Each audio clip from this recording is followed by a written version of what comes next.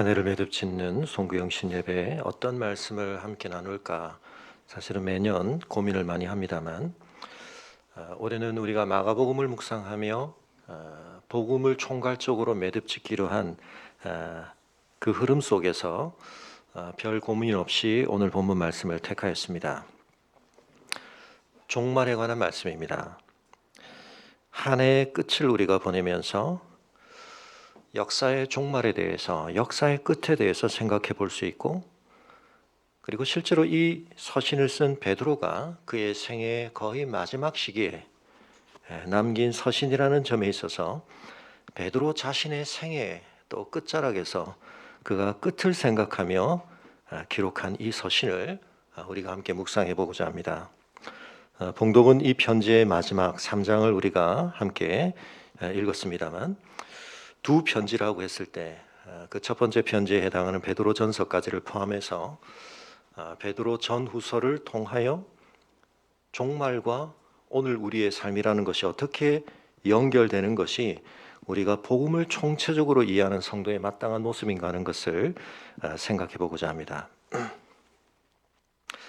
한 해를 마감하면서 올해 우리가 들었던 또 우리가 기억할 만한 여러 많은 말들이 있겠습니다만 가장 짧은 말로서 어쩌면 우리 모두에게 인상적으로 기억되고 있는 말이 하나 있죠. 떠오르시나요? 제일 짧은 말인데 우리 모두가 기억하는 말. 네? 그거보다 더 짧습니다. 네, 코로나도 우리가 다 지금 중요하게 기억하는 말입니다만 도쿄올림픽이 있었고 남자 양궁 단체전 대만과의 경기 금메달을 결정짓는 마지막 경기 세 번째 세트에서 우리나라의 마지막 선수 오준혁 선수가 금메달을 결정짓는 화살을 놓으면서 했던 말이죠. 뭐죠? 끝. 본인은 그것이 방송에 그렇게 잡힐 줄 모르고 우리를 들으라고 한 말은 아니었는데 그것은 본인 자신의 확신이기도 했고 또 함께하는 선수들에게 격려를 나누는 그런 말이었다. 그렇게 표현을 했는데요. 굉장히 짧은 말이지만 인상적인 말이었습니다. 우리가 한 해의 끝에 서 있습니다. 근데 그 끝이라는 말이 영어에서도 end라고 하는 것이 끝이라는 의미도 있지만 파생되어서도 어떤 뜻도 있습니까? 목적, 목표 그런 의미가 있죠.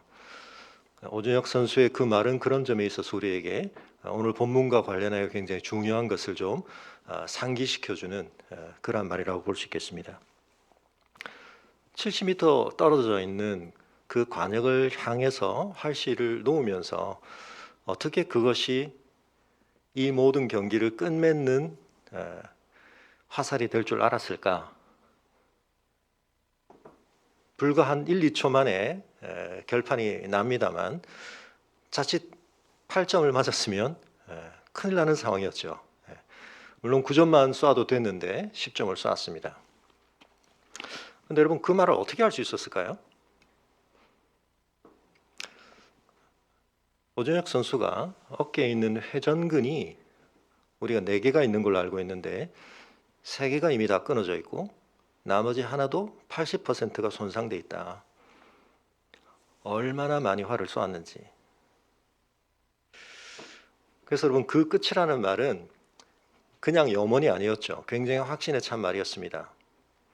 70m를 날아갈 화살이 짧은 시간이지만 아직 관역에 꽂히기 전인데 자신의 손에서 화살이 떠나는 바로 그 찰나 같은 순간 자신의 온몸으로 느낌이 온 거죠. 이 화살은 10점을 맞출 수 있겠다. 70m 밖에 있는 지름 12.2cm의 골드에 그 화살이 박혔을 때 우리 모두는 굉장히 짜릿했습니다. 아주 짧은 순간이었지만 그 말대로 되어지기를 바랬던 그 짧은 순간 어떻게 보면 그 올림픽을 준비하면서 4년 넘게 이번 올림픽은 5년 가까이를 준비하며 또 어떻게 보면 자신의 인생을 계속해서 선수로 살아오며 쏟았던 모든 것이 결론을 맺는 그 짧은 순간, 그 결과가 이미 나타나고 나서 김재덕 선수도 막 환호를 하고 그랬습니다만, 아주 짧은 순간이지만 전 세계에서 유일하게 오준혁 선수의 마음에는 뭐가 있었습니까? 이제 됐다. 이제 다 끝났다. 더 이상 긴장할 필요도 없고 이제는 모든 것이 끝이 났다. 그 확신을 자신의 손끝에서 가진 거죠. 여러분, 우리가 끝에 뭐가 있는가, 뭘 끝이라고 생각하고 우리가 살아가는가 하는 것이 대단히 중요합니다. 활을 쏠 때 아무데나 쏴놓고 그 화살이 도착한 곳에 관역을 그리는 방식으로 우리가 양궁을 하지 않습니다. 그것을 맞추기가 굉장히 어려운데 거기에다가 화살이 도달할 수 있도록 바람도 고려해야 하고 많은 여러 가지 변수들을 우리가 두고도 그것이 성공적으로 이루어지는 것, 쉬운 일이 아니기 때문에 숱한 연습을 하는 것인데, 그 70m의 거리를 두고 어떻게 보면 그 감이라고 하는 것이 아주 미세하지만 화살이 살짝만 잘못 날아가도 벗어날 수 있는 그 관역에 있어서 분명한 확신이 왔다는 것. 우리 베드로후서 1장으로 잠시 가보겠습니다.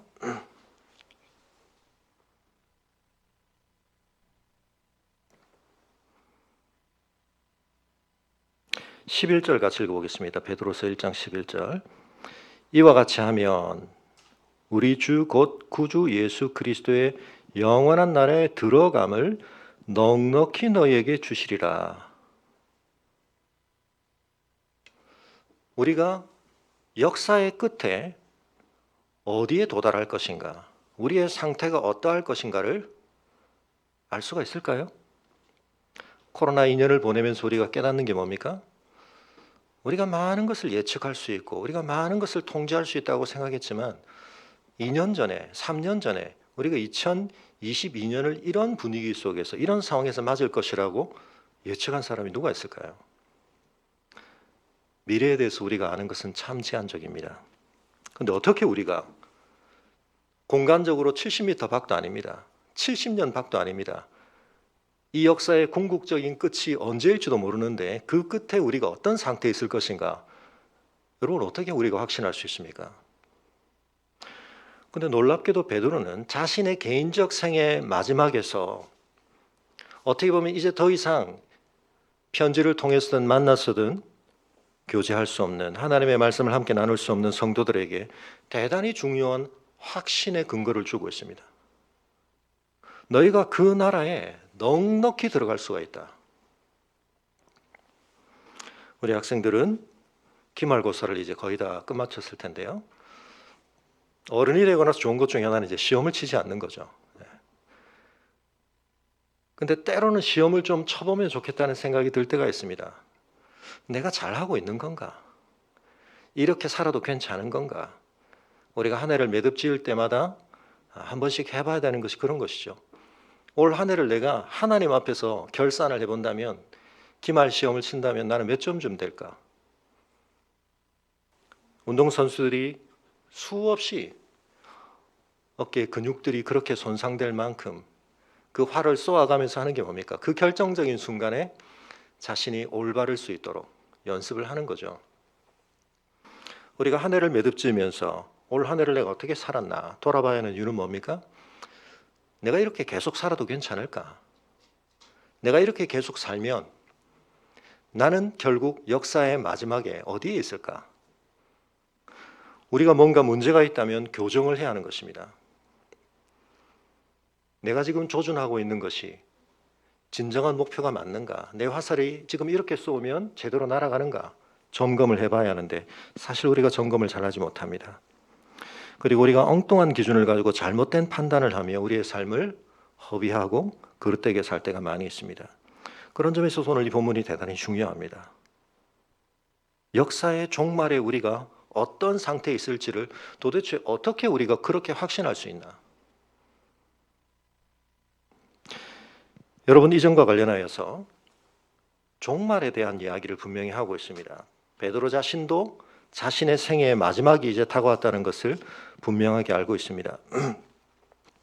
그런데 이 교회에 이 분명한 역사의 끝에 대해서 진리가 우리에게 증거해주고 있고, 베드로가 사도로서 지금까지 가르쳐온 바에 대해서 그릇된 가르침을 전하는 사람들에게 진정한 관역에 대하여 잘못 설정하게 만드는 사람들이 활동을 하고 있다. 그리고 그것이 베드로 전후서의 굉장히 중요한 문제의식입니다. 특별히 2장은 그러한 점에 있어서 그러한 자들이 어떤 상태에 있고 성도들을 어떤 상태로 만들어가는가 하는 것에 대해서 굉장히 많은 경고를 담고 있습니다. 그들이 하는 대단히 중요한 그릇된 주장 중에 하나는 끝이 없다는 것입니다. 화살을 어디다가 겨냥해서 쏠 필요가 없다는 겁니다. 그런 목표 자체가, 그런 끝 자체가 없다는 것입니다. 주님의 강림하심이라고 하는 역사의 마지막은 오지 않는다는 것입니다. 그들은 나름의 주장의 근거들을 가지고 있습니다. 끝이 없다는 건 뭐가 없다는 것과 논리적으로 연결이 되냐면 시작이 없다는 것과 연결이 되어 있습니다.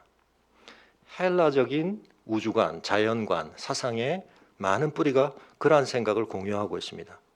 물질은, 우주는 그 자체로 영원한 것이다.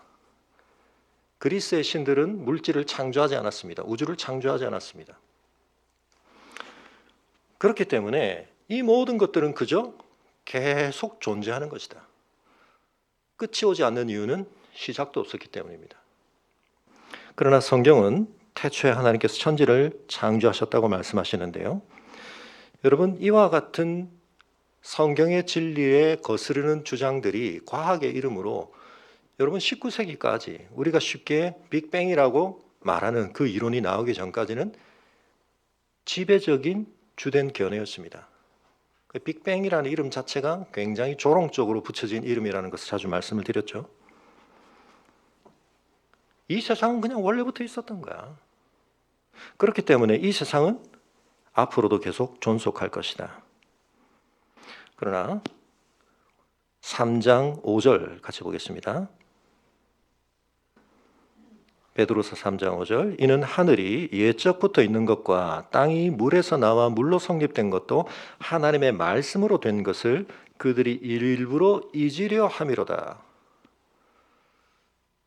여러분, 우리가 인정하지 않으려고 하기 때문에 로마서 1장에서도 그런 얘기를 합니다만 우리 안에 불의가 있기 때문에 진리를 우리가 받아들이지 않는, 인지를 못하는 이유 중에 하나는 인정하기 싫은 것에 대해서 우리가 인지를 잘 하지 않습니다.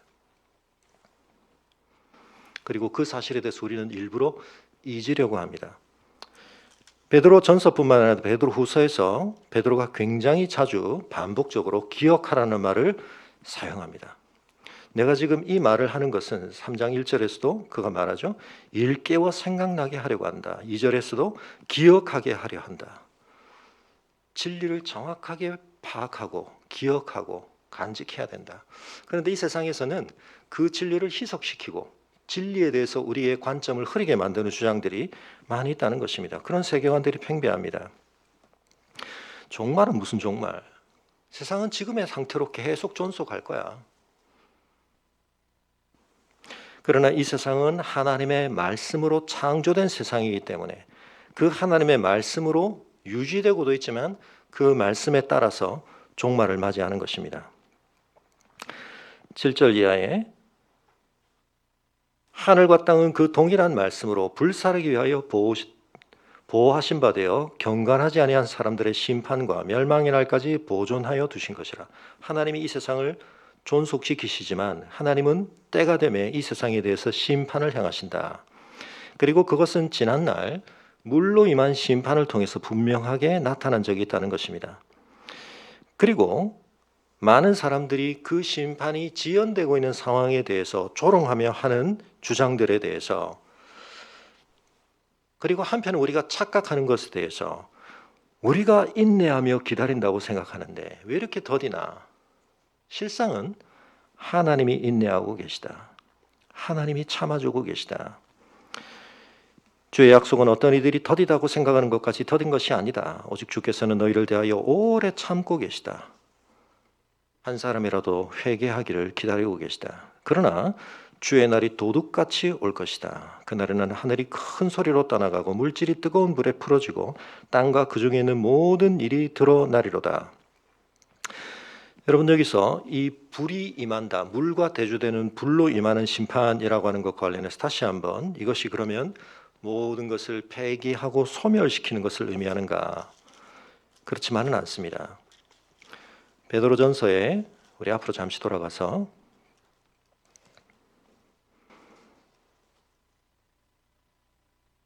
1장 7절, 베드로전서 1장 7절, 너희 믿음의 확실함은 불로 연단하여도 없어질 금보다 더 귀하여 예수 그리스도께서 나타나실 때 칭찬과 영광과 존귀를 얻게 할 것이니라. 베드로 전후서의 용례 안에서 나타나는 불, 베드로가 불을 어떻게 쓰고 있죠? 분명히 불은 어떻게 보면 뭔가를 소멸하는 것처럼 보입니다. 그러나 불은 깡그리 모든 걸 소멸하지 않습니다. 오히려 그 과정에서 뭔가는 그것을 남깁니다. 뭘 남깁니까? 더 참된 것, 진짜인 것. 불을 통과하는 과정을 통해서는 오히려 그래서 연단이 일어난다. 그것이 더 정결하게 된다. 바울도 그런 표현을 씁니다. 그래서 불을 통하여서 가짜인 것과 진짜인 것이 구별됩니다. 진짜는 그 불을 통과하는 것을 통해서 더 순도가 높아지기도 하고 강해지기도 합니다. 다시 3장으로 돌아와서 그래서 이 땅에 임하는 이 불이라고 하는 것이 결국 10절에 그 안에 있는 모든 것을 어떻게 한다고요? 없애는 게 아니라 오히려 드러낸다. 이렇게 생각해 보실 수 있습니다. 여러분, 불이 났을 때 어떤 것들은 불에 의해서 소멸이 되지만 불에 타지 않고 남는 어떤 것들에 의해서 골격이 드러나기도 하고요. 결국은 그 안에 은폐되어 있거나 가려져 있던 것들이 다 드러나게 되죠. 그래서 이 불을 통해서 이 세계는 완전히 소멸된다는 것을 뜻하지는 않습니다. 그래서 이 모든 것이 이렇게 풀어진다, 그렇게 말하고 있는데요. 12절 올라가서 그날의 하늘에 불에 타서 풀어지고 물질이 뜨거운 불에 녹아지려니와, 그런데 그것을 통해서 우리는 이 세계가 소멸되고 없어지는 것이 아니라 주일날 우리가 봤던 것처럼 요한계시록의 마지막에 우리에게 보여주듯이 이 세계는 어떻게 됩니까? 새로워집니다. 더 새로운 것이 나타납니다. 참된 것이 나타납니다. 새 하늘과 새 땅이 나타나게 된다. 이 세계는 어마어마한 격변을 겪겠지만, 불연속성을 겪겠지만, 그러나 이 세계는 엄청난 또 다른 연속성, 더 나아가서 이 첫 세계가 원래 하나님의 의도 속에서 나타내어야 했던 참된 가치를 실현하는 것, 그것이 바로 종말입니다. 자, 그런데 베드로후서 전체에 있어서 이 종말이라고 하는 주제가 무엇과 긴밀히 관련이 되는가? 어떻게 70m 밖에 있는 관역하고 여기서의 내 손의 느낌이 연결되는가? 우리는 그걸 가늠하기가 어렵습니다. 그런데 이 베드로는 지금 이 종말의 주제를 무엇과 연결시키는가? 자, 11절 다시 보십시오. 이 세계에서 그런 엄청난 변화가 나타나니까 11절에 어떤 주제가 갑자기 등장합니까? 너희가 어떠한 사람이 되어야 마땅하냐? 거룩한 행실과 경건함으로 하나님의 날이 임하기를 바라보고 간절히 사모하라. 그리고 14절에서도 그러므로 사랑하는 자들아, 너희가 이것을 바라보나니, 이것은 뭡니까? 종말이 보여주는 진정한 가치, 하나님께서 이 역사를 진정으로 새롭게 하실 때 우리 앞에 확연히 드러나게 될 그 소중한 가치를 우리가 바라볼 때 주 앞에서 점도 없고 흠도 없이 평강 가운데 나타나기를 힘쓰라. 2장 13절에 보시면 점과 흠이라고 하는 것은 아까 말씀드렸던 것처럼 지금 거짓된 주장을 하는 사람들의 중요한 특징입니다. 불의의 값으로 불의를 당하며 낮에 즐기고 노는 것을 기쁘게 여기는 자들이니 점과 흠이라. 그리고 베드로전서 1장에 보면 예수님께서 19절에 오직 흠 없고 점 없는 어린 양 같은 그리스도의 보배로운 피로, 베드로에게 일관된 것은 점과 흠은 지금 하나님 앞에 합당하지 못한 사람들의 모습이고, 정반대에 계신 예수 그리스도는 점과 흠이 없으신 분인데 지금 여기서 성도들을 주 앞에서 점도 없고 흠도 없는 사람들로 자신이 드러나도록 힘쓰라, 그렇게 말하고 있습니다. 자, 이 종말의 때 엄청난 격변을 거치면서 이 세계가 어떤 의미에서는 정화됩니다. 그래서 이 세계에 많은 것들이 폭로도 되고요. 하나님 앞에서 심판되어야 할 것들은 그 악의 정체가 다 드러나게 됩니다. 그런데 그 드러남 속에서 놀랍게 악은 악대로 폭로가 되지만 선한 것은 선한 것대로 드러납니다. 알곡과 가라지가 그렇게 드러납니다. 그 선함이 나타날 때 누가 영광을 받습니까? 그리스도의 몸으로 접붙여진 교회 성도들은 점도 흠도 없이 이 과정을 통해서 나타나게 됩니다. 이 세상이 은폐되었던 모든 것도 드러나게 되지만 그들도 영광스럽게 나타나게 됩니다. 자, 그런 점에 있어서 베드로후서 1장으로 다시 가보겠습니다.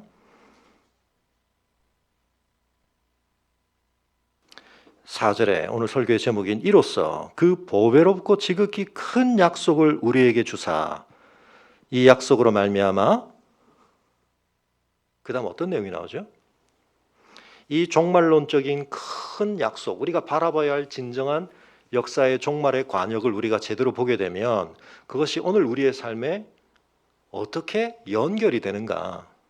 시간적으로 저 멀리 있는 이야기를 우리가 참된 진리를 알고 제대로 믿게 되면 지금 우리의 삶에서 그 연결성은 무엇으로 나타나지게 되는가? 4절 같이 읽어보겠습니다. 베드로후서 1장 4절 시작. 이로써 그 보배롭고 지극히 큰 약속을 우리에게 주사 이 약속으로 말미암아 너희가 정욕 때문에 세상에서 썩어질 것을 피하여 신성한 성품에 참여하는 자가 되게 하려 하셨느니라.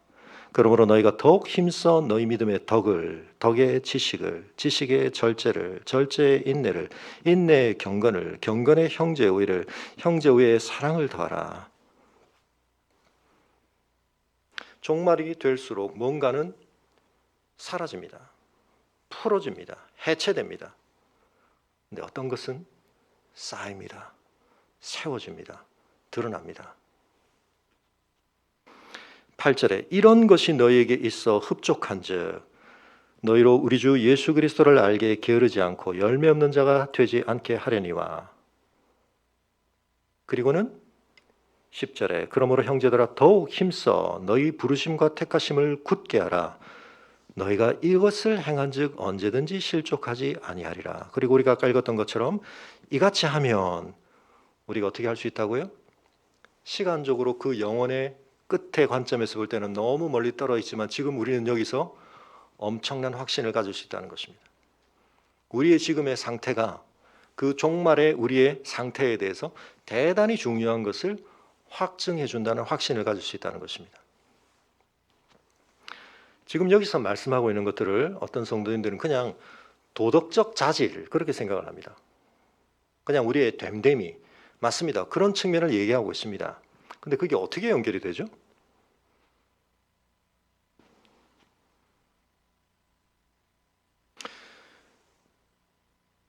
베드로가 이 이야기를 하면서 베드로서 1장 13절에 내가 이 장막에 있을 동안에 너희를 일깨워 생각하게 함이 옳은 줄 여기노니 내가 아직은 이 장막에 있다. 육체의 자신이 머물고 있다는 뜻입니다. 그러나 이는 우리 주 예수께서 내게 지시하신 것 같이 나도 나의 장막을 벗어날 것이 임박한 줄을 알미라. 죽을 날이 가까워 있다는 것을 알고 있습니다. 그래서 내가 떠난 뒤에라도 너희가 이런 것을 생각나게 하려 하노라. 16절 같이 있습니다. 베드로서 1장 16절 시작.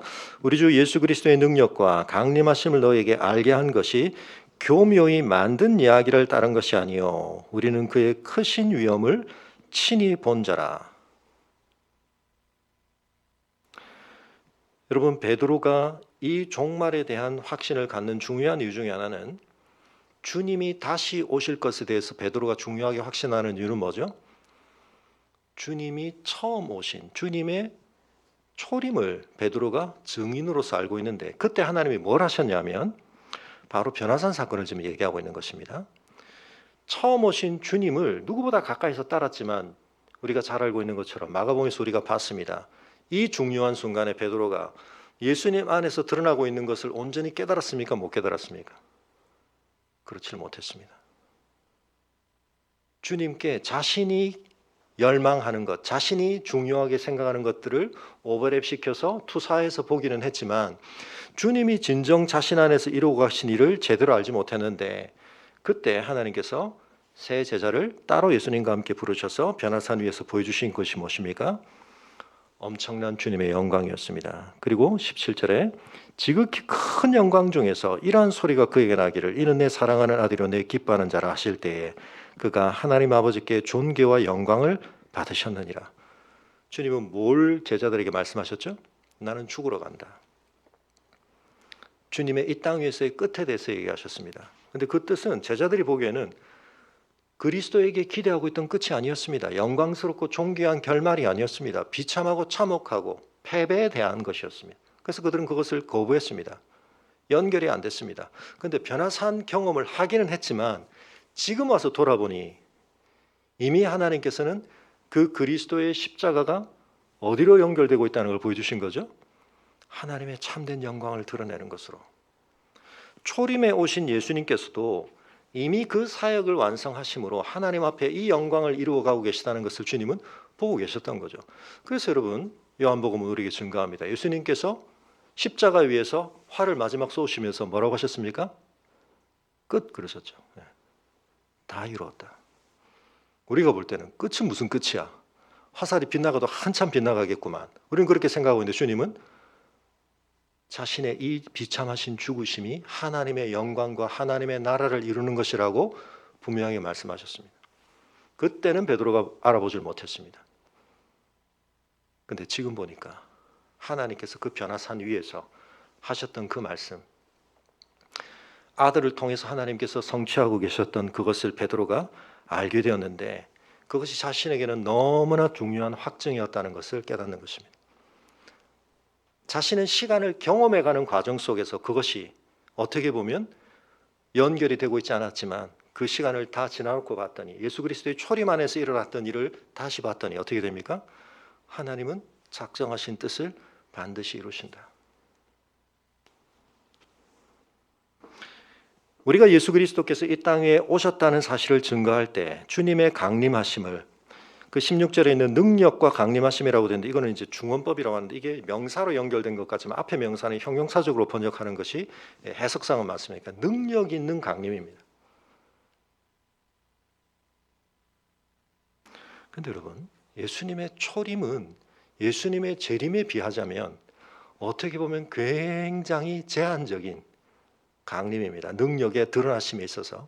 그런데 베드로는 그 초림 속에서 한편 자신도 오해했고 제대로 깨닫지 못했던 그 강림하심 속에 얼마나 어마어마한 것들이 깃들어 있었는지를 보게 되었을 때, 그리고 그것을 자신은 친히 증언할 수 있는 사람으로서 그분이 그렇게 오셔서 성취하신 것의 결과는 반드시 실현될 다시 오심의 이야기의 모든 것들을 사실은 그 안에 다 내포하고 계시다. 예수 그리스도의 초림 안에서 예수님의 재림은 이미 선취되고 있다. 베드로가 그것을 지금 우리에게 이야기해 주고 있는 것입니다. 그리고 자신은 그 하늘로부터의 선포를 분명하게 들었다. 그 주님이 그와 같은 권능을 가지고 다시 오신다는 사실에 대해서 베드로가 무엇으로부터 그 확신을 끌어오고 있는가? 주님의 초림에 대해서 그가 경험했던 바, 사실은 그도 제대로 깨닫지 못하고 오해하기도 했지만 그 속에서 하나님께서 반드시 성취하신 그것이 사실은 다시 오심에 대한 놀라운 가능성을 이미 그 안에 다 가지고 계시고, 또 주님이 그와 같이 처음 오셔서 이루신 모든 일 때문에 주님은 그와 같은 권세를 가지고 이 세상을 심판하러 다시 오실 분이 되신다는 것입니다. 여러분, 종말을 여러분은 어떻게 보고 계십니까? 종말이 뭐 올 수도 있고 안 올 수도 있고, 지난 주일도 말씀드렸지만 그분은 주님이 초림으로 오셔서 뭘 하셨는지를 제대로 모르시는 겁니다. 주님이 이 땅 위에 애초에 처음 오실 때부터 주님은 그 다시 오심 안에서 궁극적으로 완성될 일을 시작하러 오신 것입니다. 그리고 그 주님이 처음 오셔서 행하신 모든 일들의 결과들은 지금 우리에게 그 다시 오심을 통해 완성될 일에 대해서 중요한 보증을 주고 있습니다. 그 보증이 오늘 우리에게는 어떻게 임한다고요? 성령의 임하심으로, 성전을 완성하시고 그 몸으로 우리를 성전 삼으셔서 성령이 우리 안에 거하심으로 말미암아. 그래서 여러분, 지금 이 시대에, 이 역사의 이 시점에 있는 교회와 성도의 비잉의 문제, 됨됨이의 문제는 우리가 좀 도덕적으로 착하게 살아서 사람들에게 그래도 좀 본이 되어야지 정도가 아닙니다. 뭘 하고 있는 거죠? 또 뭘 해야 하는 거죠?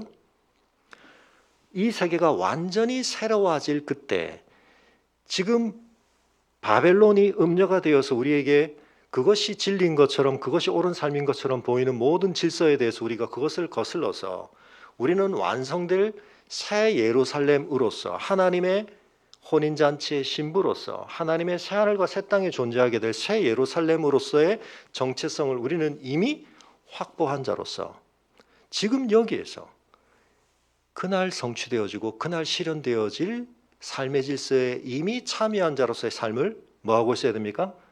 살고 있어야 한다.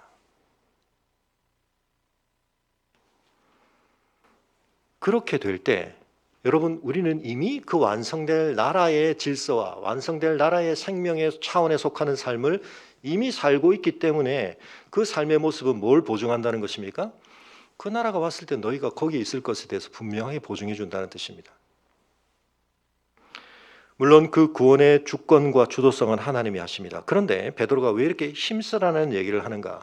너희에 대한 하나님의 선택과 부르심을 너희가 제대로 받았다면, 깨달았다면 그것을 굳게 해야 한다. 그것을 굳히게 해야 한다. 그것이 너희의 삶에서 흐지부지 되지 말아야 한다. 그 소중한 것에 대해서 너희가 합당하게 반응해야 한다. 그게 뭡니까? 우리 안에 그러한 신의 신성한 성품에 참여하는 자 됨, 성령의 충만함을 경험함. 세상 사람들은 그것이 삶의 유일한 삶맛이라고 생각하는 것들, 우리를 썩어지는 삶으로 가게 만드는 것들에 대해서 단호히 그것을 거부하고 예수 그리스도의 모습, 점과 흠도 없었던 그리스도를 닮은 모습으로 우리가 화해가는 것을 통해서 우리는 무엇을 입증하는 것입니까? 우리의 신분과 우리의 미래를 입증하는 것입니다. 그래서 우리가 이신층의 복음에 대해서 빠뜨리고 있는 많은 부분들을 되찾아야 합니다. 우리가 이제 켈빈을 읽어가면서 사실은 종교개혁의 우리의 선배들이 진짜 주장했던 게 뭔가? 오늘 우리가 거기서 중요한 것들은 다 빠뜨리고, 여러분 이게 지금 행위 구원론을 얘기하는 게 아닙니다.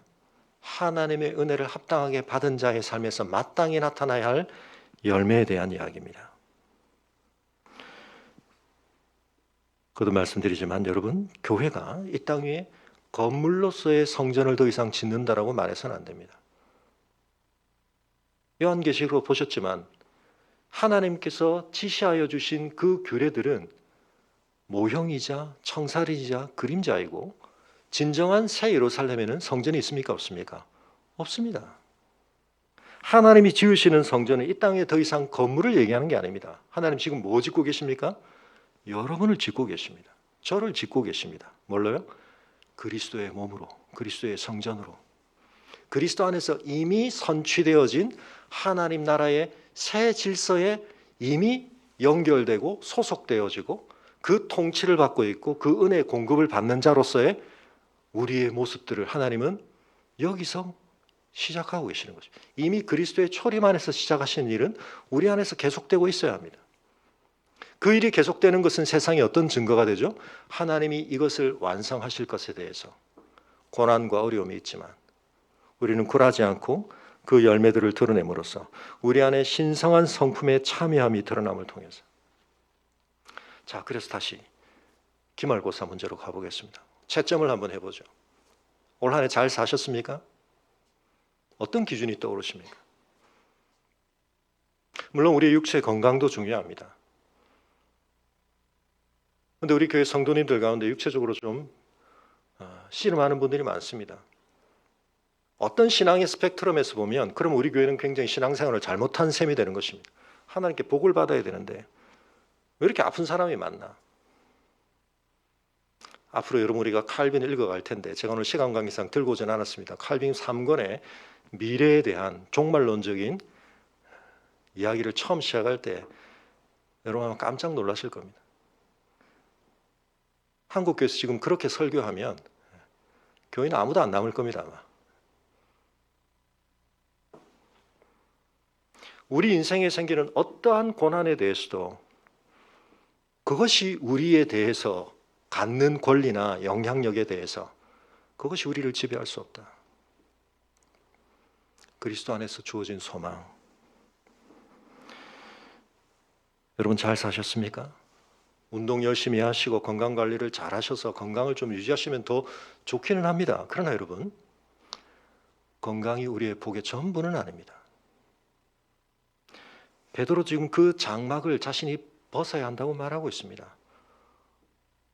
이것은 한계가 있는 이 첫 창조에 속한 씨름 가운데서는 우리가 이걸 가지고 영구적으로 여기에 우리의 모든 것을 구현하는 그 장막은 아닙니다. 벗어야 하고 허물어지는 것입니다.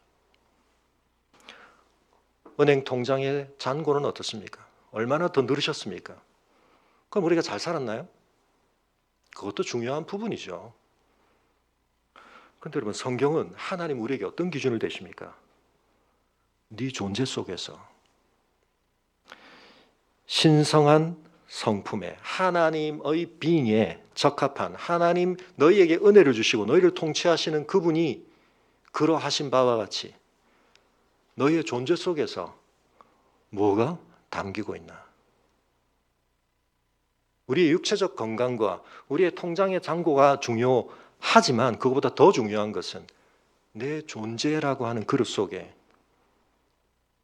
하나님의 신성한 성품이 어떻게 드러나고 있는가? 믿음이 쌓이고 있는가? 덕이 쌓이고 있는가? 진리의 지식이 쌓이고 있는가? 절제가 쌓이고 있는가? 인내가 쌓이고 있는가? 경건이 쌓이고 있는가? 형제의가 나타나고 있는가? 궁극적으로는 사랑이 더해지고 있는가?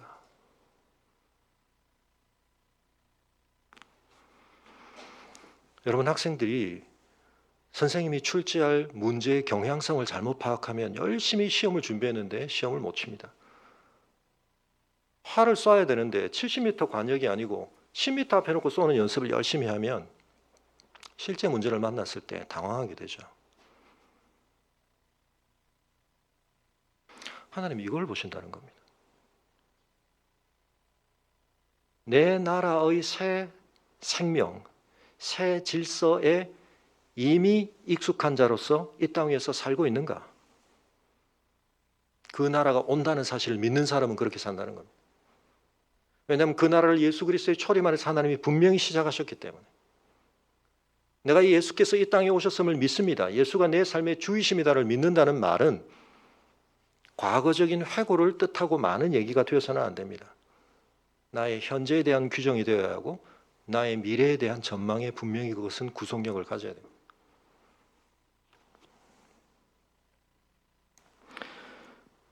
사랑하는 성도 여러분, 우리가 지금 창세기를 묵상하는 가운데 있습니다. 오늘 이삭의 생애를 봤습니다. 세상적으로 보면 그의 삶을 아비멜렉이 그랄의 목자들이 주관하는 것처럼 보입니다. 좌지우지합니다. 쫓겨다닙니다. 우물 팠다가 그냥 다 빼앗기고. 여러분, 마지막에 요셉은 어떻습니까? 하나님이 비전을 주십니다. 약속을 주셨습니다. 보배롭고 지극히 큰 약속을 주셨습니다. 그런데 어떻게 됩니까? 그의 삶은 약속대로 가는 것 같지가 않습니다. 형들의 시기심이, 애굽에 있는 보디발의 아내의 그런 죄악된 영향력이 그의 삶을 더 강력하게 구속하고 지배하는 것 같습니다.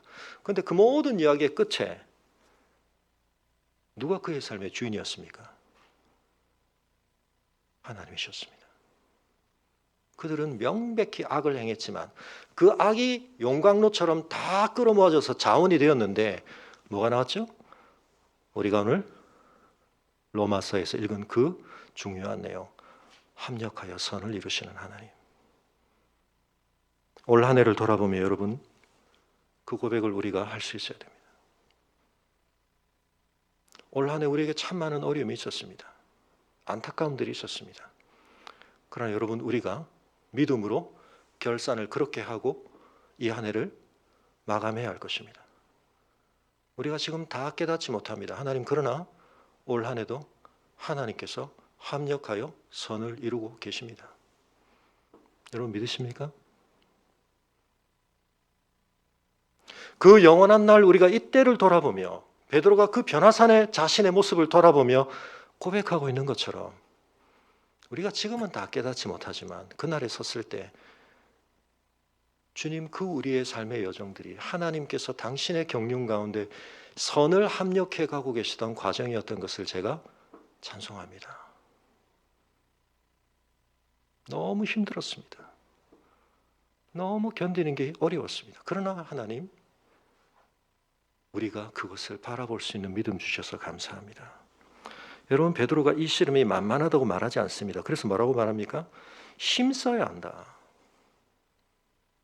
힘써야 한다.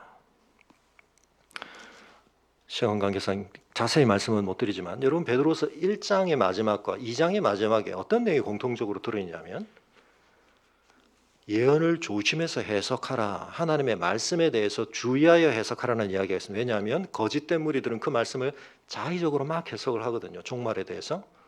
그래서 바울의 편지까지를 포함하여, 그래서 여기가 굉장히 중요한 바울의 서신의 정경이 인정될 수 있는 중요한 근거이기도 한데요. 너희가 하나님의 말씀을 사사로이 해석해서는 안 되고, 그리고 베드로가 뭐라고 말하냐면 내가 그 변화산에서 산에서 들었던 말씀보다 1장 19절에 더 확실한 예언이 있다. 그게 뭡니까? 기록된 말씀입니다. 여러분, 우리가 내년에도 성경 통독을 열심히 하는 이유가 여기 있습니다. 칼빈이라고 하는 우리의 믿음의 선배가 말씀을 붙들고 살았던 그 선배가 우리에게 들려주는 말을 우리가 좀 더 관심 가지고 들어야 할 이유가 거기 있습니다. 저는 우리 성도님들이 칼빈에 대해서 좀 많이 아시는 줄 알았는데 좀 놀랐습니다. 기독교 강요가 뭘 강요하는 겁니까? 막 이러시는데 제가 주일날 캘빈 얘기를 좀 더 할 겁니다. 우리 시편 설교 시작하면서. 한때는 우리 한국 교회가 다 그냥 칼빈 라인이었습니다. 장로교든 아니든 막. 그런데 요즘은 지금 칼빈에 대해서 굉장히 시큰둥해진 정도가 아니라 신학계 안에서도 그렇고요. 목회자들도 칼빈에 대해서 이제 굉장히 함부로 취급합니다. 여러분, 그러면 안 됩니다. 제 카톡 프로필 사진에 배경에 제가 칼빈 무덤을 넣어놓은 이유는 여러분, 칼빈이 정말 놀라운 기독교 역사에 정말 놀라운 업적을 남긴 사람인데요.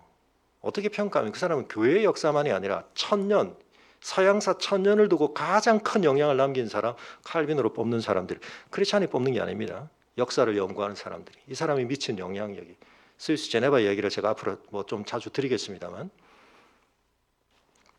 경제에, 정치에 어마어마한 영향을 남겼습니다. 미국의 정신에, 청교도들에게. 그 뿌리가 기독교 강요입니다. 20대 중반에 써가지고 50대까지 23년간 다듬어가면서. 근데 여러분, 그 칼빈이, 그 어마어마한 영향을 사실은 남긴 칼빈이, 제가 스위스에 가서 제가 일정이 쫓겼지만 제가 거기는 꼭 찾아보고 싶어서 애써 갔는데 놀랍게 하나님께서 어떤 사람들을 연결시켜서 제가 찾아가가지고 그 앞에 사진을 찍은 겁니다. 그 초라한 무덤. 사실은 그 무덤도 진짜 칼빈의 무덤인지에 대해서 100% 확신을 할 수 없습니다. 자기를 그렇게 무덤에 내 무덤이 어디라고 남기지 마라. 아까 말씀드렸던 요셉의 이야기. 요셉이 그런 사람 아닙니까? 여러분, 애굽에 피라밋을 남길 수 있는 사람이었습니다. 그런데 그가 자신의 유고를 두고 뭘 합니까? 후손들의 가슴 속에 하나님의 언약을 심는, 이 역사에 몇백 년 뒤에 일어날 하나님의 역사에 대해서 그들의 자손들에게 자기의 유고를 두고 맹세케 하는. 여러분, 유럽에 가면 얼마나 화려한 궁궐 같은 성당들이 있습니까? 얼마나 많은 영향력 있는 사람들이 기려지고, 여러분, 그 무덤에도 온갖 조각들이 있고 화려한 것들이 있는데요. 내 무덤을 남기지 마라. 내 무덤을 알리지 마라.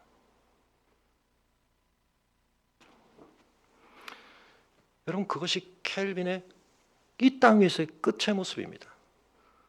그런데 그 끝이 세상적으로 보면 너무 초라합니다. 그 어마어마했던 사람의 무덤이 이건가? 근데 그게 우리를 깨우쳐 줍니다. 그 사람이 진짜 끝을 뭐라고 받는가? 그 사람의 인생의 관역은 뭐였는가?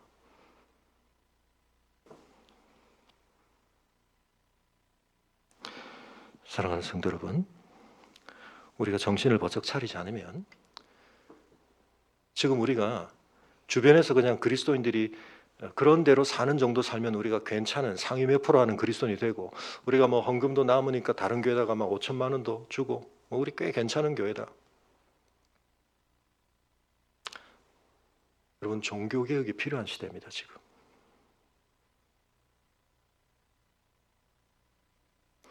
힘쓰고 발버둥 치지 않으면 우리가 마땅히 닿아 있어야 할 관역에 우리의 시선이 꽂혀 있지 않고 우리의 삶의 경로가 연결되어 있지 않은 삶을 살 가능성이 많습니다. 하나님의 말씀 앞에서 우리가 다시 한번 깨어나야 할 것입니다. 여러분, 베드로가 우리에게 전해주는 메시지, 베드로후서 전서에서 베드로가 우리에게 말하는 바, 종말에 대해서 바르게 알면 이 현실 속에서 가장 정신 차리고 산다는 뜻입니다. 예수님도 그걸 강조하셨습니다. 너희가 종말을 제대로 알게 되면 깨어있는 삶을 살게 된다. 잠들고 이 세상의 유혹과 위협에 휘둘리고 굴복하지 않고. 그래서 지금 우리의 활시위의 느낌이 정확하게 하나님 앞에서 영광스러운 확신을 주는, 세상의 관점에서 볼 때는 그건 아무것도 아닌데, 그런데 예수님께서 십자가를 겨냥하시며 가실 때 하나님께서 너의 삶을 내가 기뻐한다 말씀하셨던 것처럼, 여러분, 우리가 세상의 관점에서 볼 때 올 한 해 내가 잘 살았다, 그럴수록 우리가 주의해야 됩니다. 하나님 앞에서 내가 어디로 지금 관역을 맞추고 있나? 우리 함께 자리에서 일어나겠습니다. 사랑하는 성도 여러분,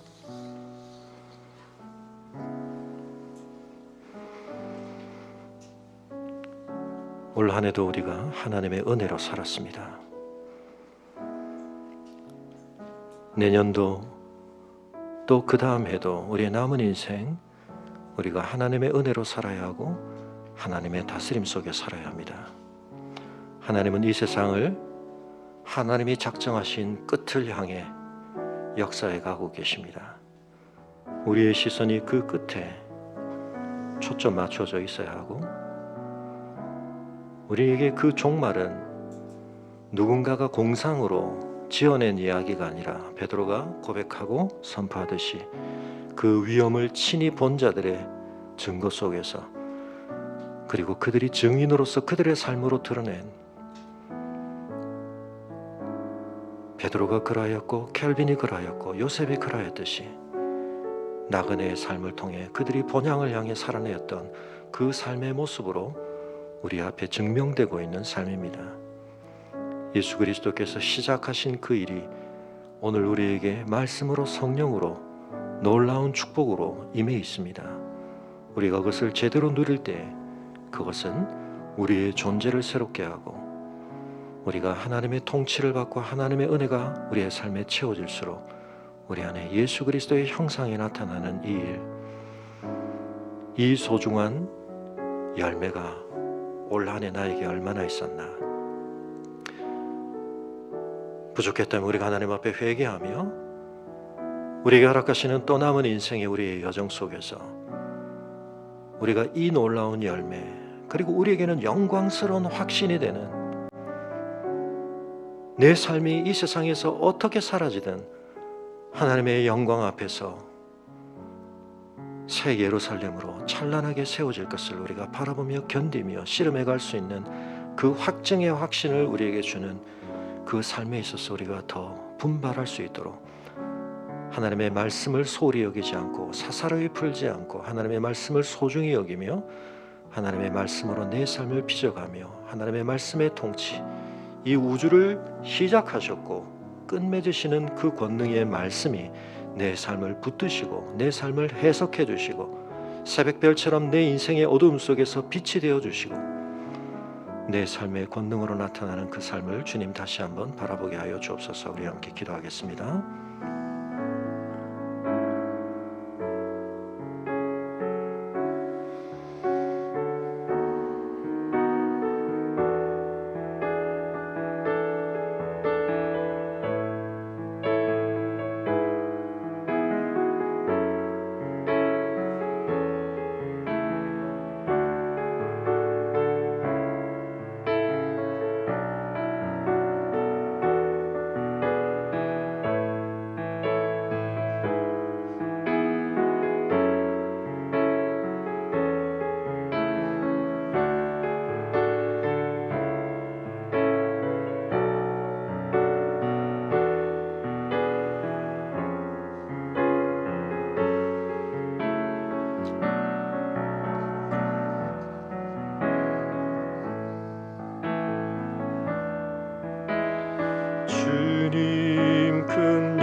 영광 받으소서.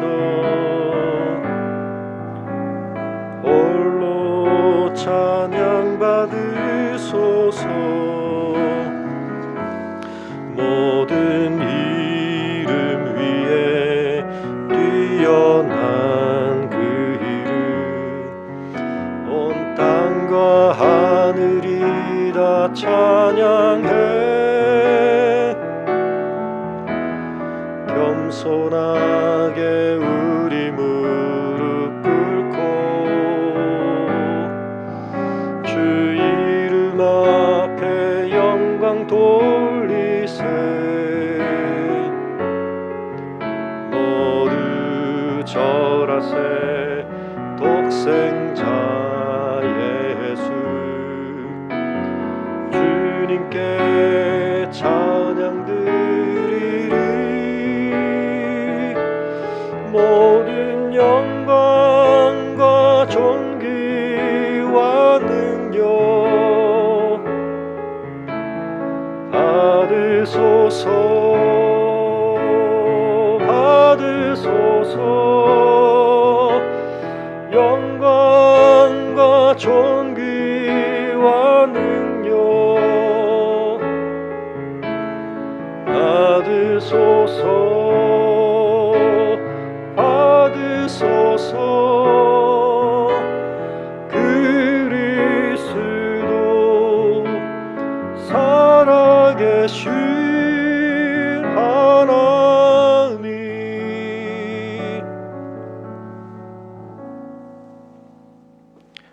고마신 아버지 하나님, 2021년 한 해를 저희가 이제 끝맺었습니다. 올 한 해도 많이 힘들었고 연약했고 주님 앞에 참 죄송스러웠지만 그럼에도 불구하고 저희의 삶을 주께서 붙들어 주셨고, 그리고 아직 저희가 다 소화하고 체화하지 못한 그 모든 것에 이르기까지 주님 반드시 합력하여 선을 이루실 줄 믿고 찬송과 경배를 올려드립니다. 다시 한번 우리의 눈을 들게 하사 한 해 한 해 우리가 살아온 삶의 경륜과 경험이 쌓일수록 주의 말씀 앞에서 우리의 영적 감각이 진리에 더 합해지게 하시고, 역사의 종말을 바라보며 우리 개인의 삶의 끝을 바라보며 관역을 바라보는 우리의 시선이 더 올바라지게 하시고 좋은 감각으로 그 방향을 잘 겨냥할 수 있도록 도와주시옵소서.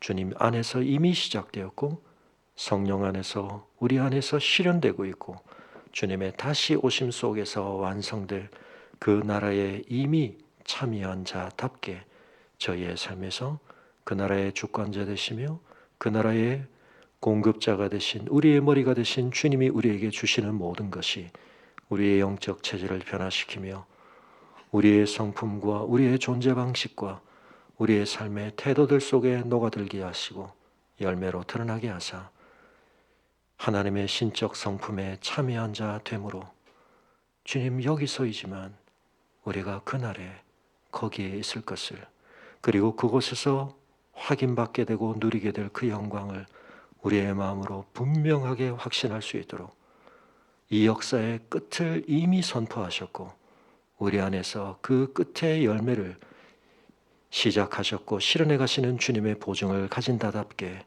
주님, 저희가 담대한 확신을 가지고 이 세상 속에서 흐트러지지 않고 흔들리지 않고 주님의 제자된 길, 하나님 나라의 참 백성 된 길을 2022년에도 담대히 걸어갈 수 있도록 은혜 베풀어 주시옵소서. 육체의 건강의 어려움들 속에서 신음하며 어려움과 씨름하는 성도들에게 주님 힘을 다하여 주시고 그 씨름 속에서 영적으로 후퇴하지 않게 하여 주시고 믿음의 진보를 이루게 하시고 주님 앞에서 그 나라의 생명과 영광을 증거하는 자들 되기에 부족함이 없도록 주께서 강건케 하여 주시기를 간구하며, 이제는 우리 주 예수 그리스도의 은혜와 우리 아버지 하나님의 그 크신 사랑과 성령의 감화 감동 교통하심이 보배롭고 지극히 큰 종말의 약속을 바라보므로 하나님 앞에서 오늘의 삶을 더 온전히 제대로 살아가기로 다시 한번 결단하며 말씀을 붙들고 말씀에 붙들림 받아 2022년을 시작하기 원하는 주의 성도들의 걸음 위에 지금부터 영원토록 함께 하시기를 간절히 축원하옵나이다. 아멘.